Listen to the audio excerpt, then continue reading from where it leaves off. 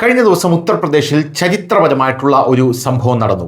യോഗി ആദിത്യനാഥിന്റെ നേതൃത്വത്തിലാണ് ഈ സംഭവം നടന്നത്.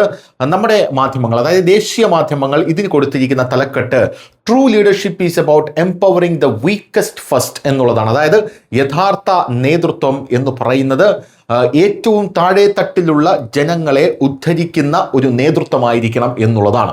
അപ്പോൾ CM യോഗി ആദിത്യനാഥാണ് അതിൻ്റെ ഏറ്റവും വലിയ ഉദാഹരണം എന്നാണ് നമ്മുടെ ദേശീയ മാധ്യമങ്ങൾ ഇതിന് കൊടുത്തിരിക്കുന്ന തലക്കെട്ട്. സംഭവം വേറൊന്നുമില്ല, കഴിഞ്ഞ ദിവസം 1645 കുടുംബങ്ങൾക്ക് ഈ കുടുംബങ്ങൾക്ക് പട്ടയം കൊടുക്കുകയാണ് യോഗി ആദിത്യനാഥ് ചെയ്തത്. അപ്പോൾ നിങ്ങൾ വിചാരിക്കും, ഈ 1445 കുടുംബങ്ങൾക്ക് പട്ടയം കൊടുക്കുന്നതിൽ എന്താണ് ഇത്ര വലിയ വാർത്ത എന്നുള്ളത്. ഈ കുടുംബങ്ങളെല്ലാം തന്നെ പാകിസ്ഥാനിൽ നിന്ന് ഇന്ത്യയിലേക്ക് വന്നവരാണ് എന്നുള്ളതാണ് ഇതിൽ എടുത്ത് പറയേണ്ട ഒരു വിഷയം എന്ന് പറയുന്നത്.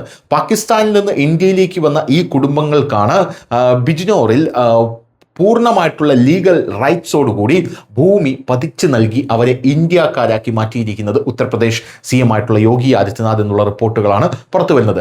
Beneficiaries of PM Awas Yojana will receive allocation letters, youth entrepreneurs will get financial assistance checks and a new Vidur Prerna cafe run by women's SHGS will be inaugurated എന്നുള്ള റിപ്പോർട്ടും അതിനോട് നമ്മൾ ചേർത്ത് വായിക്കേണ്ടതാണ്.